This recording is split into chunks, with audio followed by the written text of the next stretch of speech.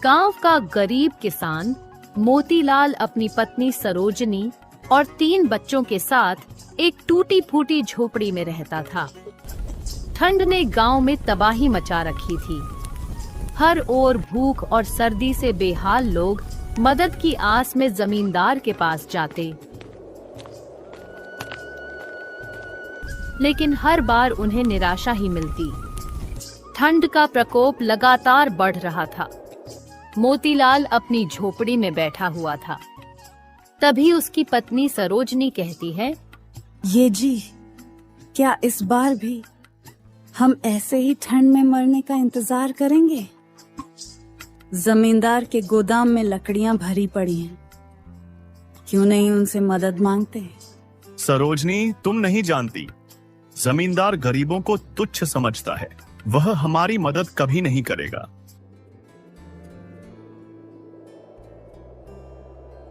भैरवपुर गांव के जमींदार राजेश्वर सिंह अपनी दौलत और ताकत पर बेहद घमंड करता था।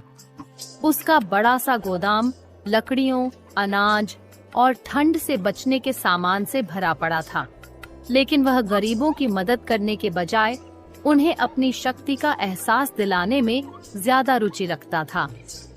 हर साल ठंड के मौसम में गांव के लोग जमींदार के पास मदद की आस लेकर आते। वे जानते थे कि उसकी संपत्ति से उन्हें थोड़ी सी सहायता मिल जाए तो उनकी जान बच सकती है, लेकिन जमींदार के रवैये से वे हमेशा निराश लौटते। जमींदार के गोदाम के बाहर बड़े बड़े पहरेदार खड़े रहते। जब भी कोई गरीब आदमी मदद मांगने आता तो सबसे पहले वे उसे डांटकर भगा देते। अगर कोई जिद करता तो उसे जमींदार के सामने पेश किया जाता। गांव की एक विधवा कमला अपने बच्चों के लिए अनाज मांगने गई। ठंड की वजह से उसका छोटा बेटा बुरी तरह बीमार था। जमींदार साहब, भगवान के नाम पर थोड़ा अनाज दे दीजिए, मेरे बच्चे भूख से मर रहे हैं। तुम्हारे बच्चे मरते हैं तो मुझे क्या, मेहनत मजदूरी करके खाना खाओ। साहब, इस ठंड में काम कैसे करूं? मेरी छोटी सी झोपड़ी में आग जलाने को लकड़ी भी नहीं है। अगर लकड़ी चाहिए तो मेरे खेतों में तुम्हें काम करना होगा। कमला चुपचाप आंसू बहाते हुए लौट गई। उसके बच्चे भूख और ठंड के मारे मर गए, लेकिन जमींदार का दिल नहीं पसीजा। एक और किसान हरी ने साहूकार से कर्ज लेकर जमींदार के खेत में काम किया था। ठंड की वजह से उसकी फसल खराब हो गई और वह कर्ज नहीं चुका पाया। साहब, मेरे पास केवल वही जमीन है। अगर वह भी ले लोगे तो मैं अपने बच्चों को कहां लेकर जाऊंगा? मुझे परवाह नहीं, अगर पैसे नहीं दिए तो मैं तुम्हें और तुम्हारे परिवार को गांव से बाहर फेंक दूंगा। जमींदार की निर्दयता यहीं तक सीमित नहीं थी। उसके गोदाम में इतनी लकड़ी थी कि वह पूरे गांव को ठंड से बचा सकता था, लेकिन वह गरीबों की मदद करने के बजाय ठंड में उनका मजाक उड़ाता। गांव के कुछ लोग एक दिन गोदाम के बाहर खड़े होकर उससे मदद की गुहार लगा रहे थे। जमींदार साहब, ठंड में हमारे पास आग जलाने के लिए लकड़ी नहीं है, कृपा करके कुछ लकड़ी दे दीजिए। तुम लोग हर साल ठंड में रोने आते हो, क्या तुम्हें नहीं पता कि ठंड में खुद को कैसे बचाना चाहिए? साहब, हमारे पास कुछ भी नहीं है, आप ही हमारी मदद कर सकते हैं। अगर लकड़ी चाहिए तो पहले मेरे गोदाम के बाहर बर्फ साफ करो, उसके बाद में कुछ मिलेगा। गांव वाले ठंड से कांपते हुए जमींदार की बात मानने को मजबूर थे, लेकिन जब उन्होंने बर्फ साफ कर तो जमींदार ने उन्हें लकड़ी देने से मना कर दिया। अब ठंड का कहर और भी ज्यादा बढ़ने लगा। ठंडी हवाएं शरीर को चीर देने वाली थीं और सूरज जैसे बादलों में कहीं छिप गया था। हर साल ठंड गांव के गरीब लोगों के लिए एक बड़ी मुसीबत बनती थी, लेकिन इस बार यह मुसीबत मौत का कारण बन रही थी। गांव के अधिकतर लोग गरीब थे और टूटी फूटी झोपड़ियों में रहते थे। उनकी झोपड़ियों में न दरवाजे सही थे और न ही खिड़कियां। ठंडी हवा बेधड़क अंदर घुसती और उनके शरीर को सुन्न कर देती। मोतीलाल, उसकी पत्नी सरोजनी और उनके 3 छोटे छोटे बच्चे दिन रात ठंड से कांपते रहते। झोपड़ी में न तो पर्याप्त लकड़ियां थीं और न ही कोई गर्म कपड़े। बच्चों को सर्दी की वजह से लगातार खांसी और बुखार था। ये जी, यह ठंड हमें मार डालेगी। अगर आग जलाने के लिए लकड़ी नहीं मिली तो हम सब इस झोपड़ी में ही मर जाएंगे। मैं क्या कर सकता हूँ सरोजनी? जंगल से लकड़ी लेने जाऊं तो ठंड में हाथ पैर काम नहीं करते और जमींदार से मदद मांगने का तो कोई फायदा ही नहीं। गांव के खेत बर्फ से ढक गए थे। ठंड ने फसलों को नष्ट कर दिया था। जिन गरीबों के पास एक दो गायें और भैंसें थीं, वे भी उन्हें बचाने में नाकाम हो रहे थे। ठंड से पशु बीमार पड़ रहे थे और चारा भी खत्म हो चुका था। इधर गांव में मोतीलाल का पड़ोसी हरि भी बहुत ही गरीब और नेकदिल व्यक्ति था। हरि, जो गांव का एक ईमानदार किसान था, अपनी गाय को बचाने के लिए जमींदार से चारा मांगने गया। साहब, मेरी गाय मरने वाली है। अगर वह मर गई तो मेरे बच्चों का पेट कैसे भरेगा? कृपा करके थोड़ा चारा दे दीजिए। हरी, तुम्हारी गाय मेरी जिम्मेदारी नहीं है। अगर चारा चाहिए तो मेरी जमीन पर काम करो। हरि की गाय अगले ही दिन ठंड और भूख से मर गई। ठंड के कारण गांव में बीमारियां फैलने लगीं। छोटे बच्चे और बूढ़े लोग ठंड की वजह से बुखार और निमोनिया जैसी बीमारियों से जूझ रहे थे। गांव में न तो कोई डॉक्टर था और न ही कोई दवा उपलब्ध थी। कमला, जो गांव की एक विधवा थी, उसका 5 साल का बेटा मोहन ठंड और भूख से कमजोर हो गया। मेरा बच्चा ठंड से मर जाएगा। हे भगवान, कोई है जो मेरी मदद करे। मोहन की हालत बिगड़ती गई और वह एक दिन ठंड और बीमारी का शिकार हो गया। ठंड के साथ साथ भूख ने गांव वालों की परेशानियों को और बढ़ा दिया। जिनके पास थोड़ी बहुत फसल बची थी, वह भी ठंड की वजह से खराब हो गई थी। लोग 2 वक्त की रोटी के लिए भी तरस रहे थे।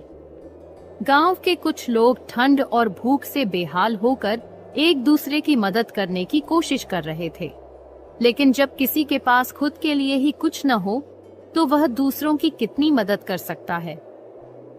क्या तुम्हारे पास थोड़ी लकड़ी है? मेरे बच्चे ठंड से कांप रहे हैं। मेरे पास खुद के लिए कुछ नहीं है। हम सब एक ही मुश्किल में हैं। ठंड ने धीरे धीरे गांव के कई लोगों की जान ले ली। बच्चों और बूढ़ों की संख्या सबसे ज्यादा थी। हर सुबह गांव में किसी न किसी के मरने की खबर आती। ये जी, यह ठंड हमारे बच्चों को भी ले जाएगी। हमें कुछ करना होगा। सरोजनी, ठंड का कहर हम गरीबों के लिए अभिशाप है। जमींदार के पास सब कुछ होते हुए भी वह हमारी मदद नहीं करेगा। गांव में ठंड का कहर बढ़ने के बाद जहां एक तरफ जमींदार राजेश्वर सिंह की हवेली में हर सुख सुविधा थी, वहीं गांव के गरीब किसान ठंड और भूख से जूझ रहे थे। जमींदार ने गरीबों के दुखों को नजरअंदाज करते हुए अपनी शेखी बघारी थी और इसने गांव वालों के दिलों में क्रोध और नफरत भर दी थी। जमींदार को यह खबर मिली कि मोतीलाल का परिवार ठंड से बचने के लिए बाबा के दिए हुए पुराने कंबल का उपयोग कर रहा है और इस कारण वे सुरक्षित हैं। यह खबर उसे न सिर्फ चिढ़ाने वाली लगी, बल्कि उसे यह भी लगा कि किसी गरीब के हाथों उसकी संपत्ति का नुकसान हुआ है। कैसे हो सकता है कि मेरे गोदाम में आग लगी और मोतीलाल जैसे गरीब लोग बच जाएं? यह सब मेरे लिए अपमान है। उसने ठान लिया कि वह इस मामले का बदला लेगा और मोतीलाल को अपनी ताकत दिखाएगा। उसने तुरंत अपने पहरेदारों को मोतीलाल को पकड़ने के आदेश दिए। अगली सुबह जमींदार के आदमी मोतीलाल के घर पहुंचे। साहब ने आपको बुलाया है। वह चाहते हैं कि आप उनके पास आइए।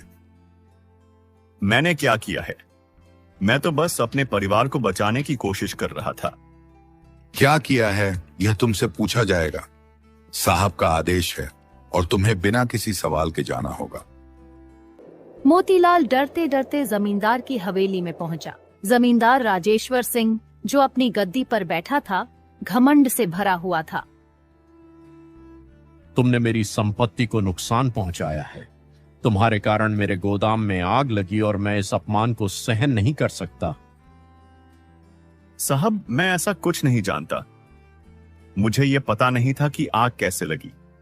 हम तो बस अपनी जान बचाने के लिए एक रास्ता ढूंढ रहे थे। तुम छोटे लोग सिर्फ झूठ बोल सकते हो।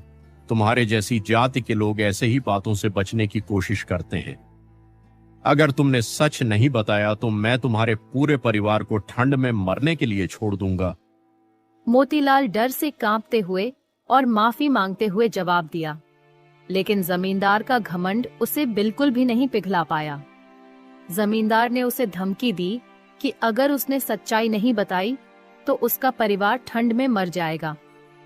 मोतीलाल ने सोचा कि अगर वह सच बोलता है तो शायद जमींदार उसे समझे, लेकिन यह डर था कि अगर उसने बाबा का नाम लिया तो जमींदार उसे पागल समझेगा। लेकिन फिर भी उसने हिम्मत जुटाई और सच्चाई का सामना किया। साहब, मुझे नहीं पता कि गोदाम में आग कैसे लगी, लेकिन एक बूढ़ा आदमी बाबा हमारे पास आया था और उसने हमें एक पुराना कंबल दिया था। वह कह रहा था कि अगर हम अपनी कमजोरी का सामना करेंगे तो ठंड से बच सकते हैं। तुमने क्या कहा? एक बाबा का नाम लिया? तुम पर तो मैं हंसी भी कर सकता हूं। क्या तुम सच में समझते हो कि कोई बाबा तुम्हारी मदद करने आएगा? ये सब तुम्हारा पागलपन है। मैं क्या जानता हूं साहब, लेकिन बाबा की बातें सच निकली। मेरे परिवार को ठंड से बचने का मौका मिला। जमींदार ने मोतीलाल के बयान को झूठा समझते हुए एक कठोर कदम उठाने का निश्चय किया। वह यह मानने को तैयार नहीं था कि एक गरीब आदमी और एक बाबा उसकी संपत्ति में आग लगाने का कारण हो सकते थे। वह सोचने लगा कि उसे मोतीलाल और बाबा को सजा देनी होगी।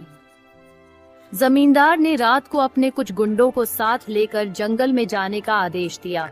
उसका इरादा बाबा को ढूंढने का था। जमींदार ने जंगल में बाबा को ढूंढ निकाला। जब उसने बाबा से आग लगाने का कारण पूछा तो बाबा ने उसे उपदेश दिया। तुम्हारे घमंड का अंत नजदीक है। तुम गरीबों के दुखों से बेखबर हो और यही तुम्हारे विनाश का कारण बनेगा। ठंड से बचना चाहते हो तो गरीबों की मदद करो, उनका शोषण नहीं। मैं किसी की मदद नहीं करता। मुझे ठंड से डर नहीं लगता। बाबा ने उसे गंभीरता से चेतावनी दी और फिर श्राप दिया। तुम्हारा घमंड तुम्हें खा जाएगा। अब तुम ठंड से नहीं बच पाओगे। अगले दिन सुबह की धुंध में गांव के वातावरण में अजीब सी खामोशी छाई हुई थी, जैसे पूरा गांव ठंड से बेहाल था। लेकिन जमींदार राजेश्वर सिंह की हवेली में स्थिति और भी भयानक थी। हवेली के हर कोने में सर्दी का आतंक था। जमींदार के नौकर चाकर, जो कभी हवेली के सुकून और ऐशो आराम में रहते थे, अब एक एक कर बीमार हो रहे थे। सर्दी से उनका शरीर कांप रहा था और उनकी खांसियों से हवेली की दीवारें गूंज रही थीं। जमींदार खुद भी अब उस ठंड से जूझ रहा था जिस पर उसने कभी विश्वास नहीं किया था। रात भर उसने अपने आलीशान कमरों में तापमान बढ़ाने के लिए चूल्हा जलाए रखा, लेकिन सर्दी का प्रकोप घटने का नाम नहीं ले रहा था। हर बार जब वह कमरे से बाहर निकलता तो उसका चेहरा और शरीर बर्फ की तरह ठंडा हो जाता। वह यह देख नहीं पा रहा था कि उसके घर के लोग कैसे बीमार हो रहे हैं। हवेली में उसकी सारी संपत्ति, जिसकी वह अकड़ और घमंड से शान बघारता था, अब उसे किसी काम की नहीं थी। वह जिन लाखों की लकड़ियों से गर्मी का इंतजाम करता था, वह सब अब नष्ट हो चुकी थी, और जिस ठंड को वह हमेशा हल्का फुल्का मानता था, वही अब उसकी पूरी हवेली पर कहर बनकर टूटी थी। जमींदार ने सभी नौकरों को एक कमरे में एकत्र किया और उनसे पूछा, क्या तुम लोग कभी ऐसी ठंड महसूस कर चुके हो? क्या पहले कभी तुमने इस ठंड का सामना किया है जैसे मैं अब कर रहा हूं? एक नौकर ने कांपते हुए कहा, साहब हमने कभी ऐसा कुछ नहीं देखा। ये तो जैसे मौत का मौसम हो। जमींदार ने सिर झुकाते हुए कहा, मुझे अपनी सारी संपत्ति का कोई मतलब नहीं रहा। यह ठंड मुझे मारने की कोशिश कर रही है, लेकिन मैं इसके आगे हार नहीं मानूंगा। फिर वह सोच में डूबा बाबा के श्राप और उसकी गलती के बारे में।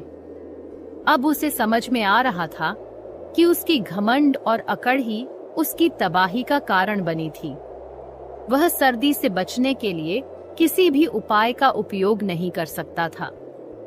उसकी सोच बदल चुकी थी और उसे यह महसूस हुआ कि अगर उसने गरीबों की मदद की होती तो शायद आज यह स्थिति न आती। जमींदार का दिल अब पश्चाताप से भर चुका था। उसने यह समझा कि वह जो सोचता था वह गलत था।